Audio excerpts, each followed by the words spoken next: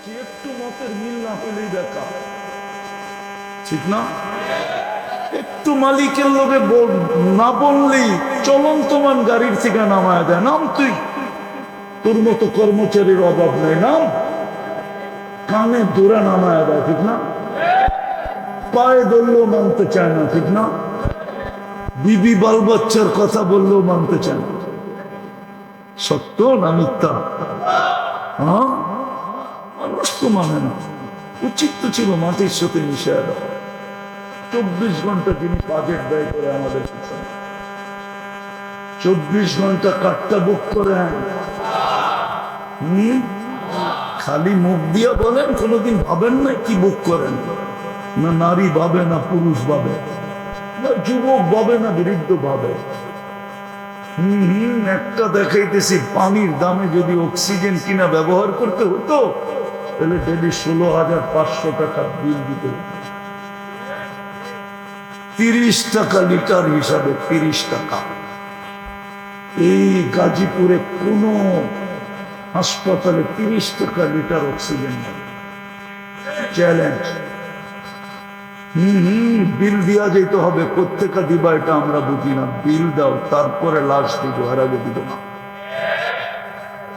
30 টাকা লিটার যদি অক্সিজেন কিনতে হইতো, ডেলি 16,500 টাকা বিল দিতে হতো।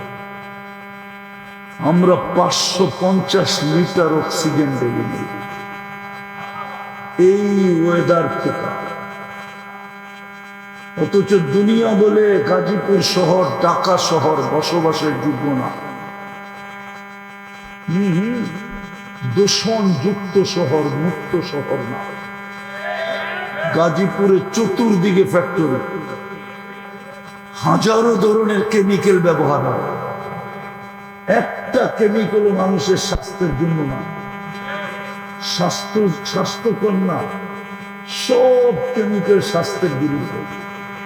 কিন্তু আমরা তো স্বাস্থ্যবান। আজ পর্যন্ত আল্লাহ অক্সিজেনের ভিতরে লাগতে দেয়, হয়তো কারো গায়ে লাগতে দিছে, কিন্তু অক্সিজেনে লাগতে দেয় না। সারা বাজারই তো হাইব্রিডে ভরা। বাংলাদেশের সমস্ত খাদ্য ভেজাল। যারা পিওর বইলা বেচে ওইটাও ভেজাল। 1 লাইনে বেচুক আর 2 লাইনে বেচুক, কিন্তু মা বোনরা তো ওইটাই খায়। আজ পর্যন্ত তো বাচ্চার দুধে আল্লাহ ভেজালের ছোঁয়া লাগতে দেন। আল্লাহ তো নিজেই বলতেছে লাবানান খালিসা, পিওর দুধ, কিয়ামত পর্যন্ত বিকল্প আসতে দিব না। পাওয়া যাবে গাজীপুরে, বহু দুধ পাওয়া যাবে। বড় বড় শোরুম আছে গাজীপুরে। বাচ্চাদের দুধ পাওয়া যাবে প্যাকেটজাত, বড় দামি দামি, কিন্তু গায়ে লেখা আছে মায়ের দুধের বিকল্প নেই। অথচ মা সারাদিন ভেজাল খায়। কি খায়? সারাদিন হাইব্রিড খায়। আমাদের শাকসবজি 99.99 হাইব্রিডের না। হাইব্রিড না, গ্রামের বললেই হবে। সব সার দেওয়া, কীটনাশক দেওয়া, ঠিক না? মার দুধে তো আল্লাহ ছোঁয়া লাগতে দেন। এটা কি বাজেট না?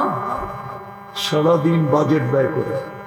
এই জন্য যেন আমি প্রস্তুতি নিয়ে যেতে পারি, কালকে যেন লজ্জিত হতে হয় না। আজকের লজ্জা কয়জনের সামনে? আজকে লজ্জিত হইলে কয়জনের সামনে লজ্জিত হবে? নাইলে 850 কোটি মানুষের সামনে লজ্জিত হবে। বর্তমানে দুনিয়া 850 কোটি মানুষ। কিয়ামতের দিন তো আদম আলাইহিস সালাম থেকে নিয়ে কিয়ামতের সকাল পর্যন্ত মানুষগুলো থাকবে। কালকে লজ্জিত হলে তো পুরো মানব জাতির সামনে লজ্জিত হতে হবে। কোনো ডাকানো ছুপানো তো হিসাব হবে না। লাউড স্পিকার কুদরতি হবে। এই লাউড স্পিকার চলবে না ওইখানে। ওইখানে আল্লাহর প্রযুক্তির লাউড স্পিকার হবে। ঘোষণা হবে খাসিরা ফুলান ইবনু ফুলান, অমুকের ছেলে অমুক অসফল। প্রস্তুতির জন্য তো আমাদের পিছিয়ে দেয়। পরিশ্রম তো বেশি ছিল না। ওই আল্লাহ তো এটি বুঝাইতে ছিল। বেটা কবরে দেখতেছি এই লোকগুলা যখন দুনিয়াতে ছিল 24 ঘন্টা আল্লাহ মাফ করার জন্য ডাকত। গাজীপুরের মানুষ এখনো ডাকতেছে। আমি বানায় বলতেছি না, বুখারী শরীফে লেখা আছে, হাল মিন মুস্তাগফির ফাগফির আলাহ। হায় আধ্যাত্মিক শক্তি থাকলে মাউথ লাগায় শোনায় দিতাম আওয়াজ। এখন ডাকতেছে, কি আসিস মাপ চাবি। দুনিয়ার শাস্তি দিতে অভ্যস্ত, আমি মাফ করতে অভ্যস্ত। দুনিয়ার দোষ মিডিয়ায় প্রচার করতে অভ্যস্ত। ও যুবক, আমি তোর দোষ লুকাইতে অভ্যস্ত।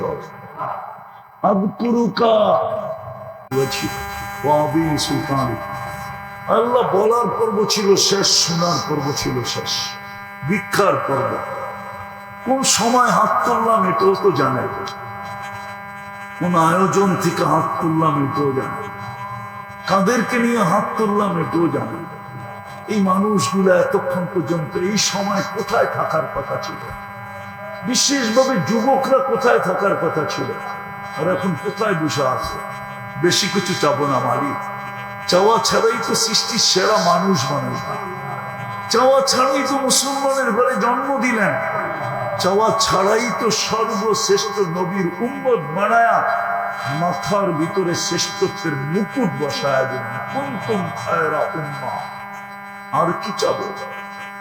চাওয়া ছাড়াই তো 24 ঘন্টা বাজেট ব্যয় করতেছেন।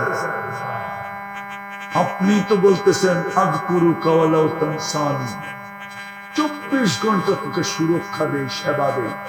যদিও তুই 24 ঘন্টা একবারও আমাকে মনের থেকে আল্লাহ বোঝা ডাকিস না, 24 ঘন্টা তোর সাথে লুকোচুরি খেলি, যদিও তুই আমাকে একবারও ভয় পাস না, বিদায় বেশি কিছু চাবো না মালিক।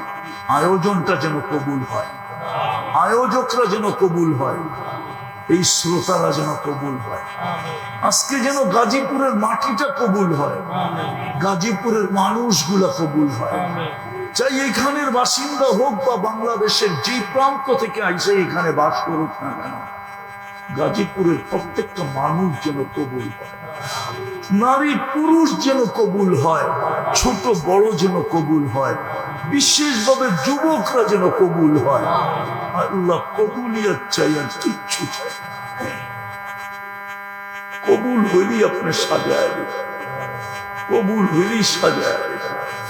বিদ্যুতে দুর্গন্ধময় এক ফোঁটা পানি যদি কবুল না হইতো, তাহলে সৃষ্টির সেরা রূপ নিয়ে কোনোদিন জমিনে পা রাখত না।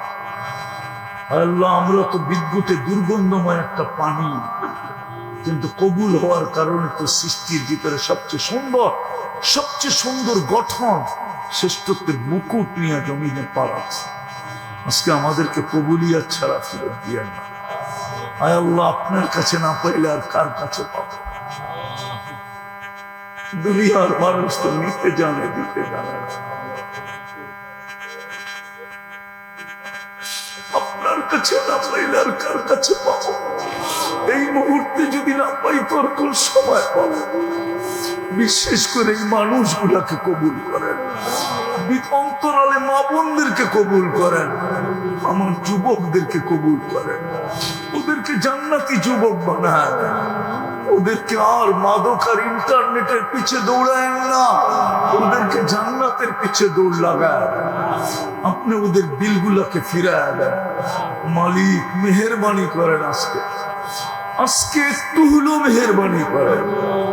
আজকে আমাদের দোয়াকে কবুল করেন, এই মাদ্রাসাটাকে কবুল করেন, এর ওস্তাদ ছাত্রদেরকে কবুল করেন, এর সাহায্য সহানুভূতিকারীদেরকে কবুল করেন, এর মহব্বতকারীদেরকে কবুল করেন। আল্লাহ, কবুলিয়ত চাই, আর কিচ্ছু চাই না। যার যত পেরেশানি আছে দূর করে দেন, যত ধরনের পেরেশানি আছে দূর করে দেন, প্রয়োজন আছে তো মেটায় দেন, অসুস্থ আছে তো শেফায়ে কামেলা আজেলা দায়েমা মুস্তামিরা নসিব করেন। আল্লাহ, শ্রোতাদের আত্মীয় স্বজন যেখানেই মাটির নিচে ঘুমাক না কেন, আমাদের মা বাবা যেখানেই আরাম করুক না কেন মাটির নিচে, আল্লাহ গাজীপুরের মাটির নিচে যারা শায়িত থাকুক না কেন, উম্মতে মুহাম্মদী যেখানেই ঘুমাক না কেন, জিন হোক আর ইনসান হোক, আল্লাহ আল্লাহ সবাইকে মাফ করা দেন, কবর জান্নাতের বাগান বানা দেন, ফিরদাউসুল আলার ভিতরে মাকাম নসিব। আমাদেরকে খাতেমা বিল খায়ের নসিব করেন, কলেমা পড়তে পড়তে মৌত নসিব করেন, কলেমা শুনাইতে শুনাইতে মৌত নসিব করেন। আজকে আমাদের দোয়াকে মেহেরবানি করে কবুল করেন আল্লাহ। বেশিরভাগই শ্রম পেশার মানুষ, আল্লাহ এদেরকে কবুল করেন, এদেরকে কবুল করেন, এদেরকে কবুল করেন। আমাদের দোয়াকে মেহেরবানি করে কবুল করেন। ওয়াসাল্লাল্লাহু তাআলা আলা খায়রি খালকি মুহাম্মদ ওয়া আলিহি ওয়া সাহবিহি আজমাইন বিরহমাতিকা ইয়া আরহামার রাহিমিন।